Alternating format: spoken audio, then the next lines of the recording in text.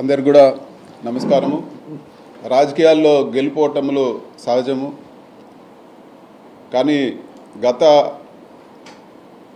కొన్ని రోజులుగా జరుగుతున్న హింసాత్మక ఘటనలు చాలా బాధాకరము.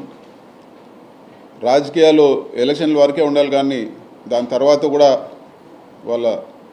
ఈరోజు చాలామంది కార్యకర్తల్ని దౌర్జన్యంగా గాయపరచడము, అదేవిధంగా ఇల్లులు కూల్చేయడము, జేసీబీలు పెట్టి వాళ్ళ వ్యాపారాల్లో దెబ్బతీయడము, అదేవిధంగా చాలామంది పైన ఈరోజు దాడులు జరిగిన పరిస్థితి అందరూ కూడా చూస్తూ ఉన్నాము. ఇవన్నీ కూడా ఒక మంచి ప్రెసిడెంట్ కాదు.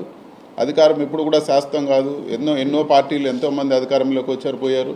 కానీ ఈ విధంగా కార్యకర్తలపైన దాడులు చేయడము, ఇల్లులు కొట్టడం, ఇవన్నీ కూడా కొత్త పద్ధతి. ఎప్పుడు కూడా ఈ విధంగా రాష్ట్రంలో జరగలేదని చెప్పి కూడా మేము తెలియజేస్తాము.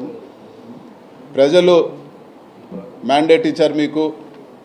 మీరు ఏవైతే ప్రామిస్ చేస్తారో, మీరు ఏవైతే మంచి పనులు చేస్తారో అవన్నీ కూడా చేయండి. ఒక విషయం గుర్తుపెట్టుకోండి, 40% పబ్లిక్ ఈరోజు ఓటమి చెందినా కూడా వైఎస్ఆర్సీపీకి ఓటేశారు. కేవలం ఆ 60% ఏదైతే మీకు 57 56 ఏదో వచ్చిందో వాళ్ళకే ప్రభుత్వం కాదు, మొత్తం ఆంధ్ర రాష్ట్ర ప్రజలందరికీ కూడా ప్రభుత్వం బాధ్యత తీసుకోవాలని చెప్పి కూడా నేను కోరుతా ఉన్నాను.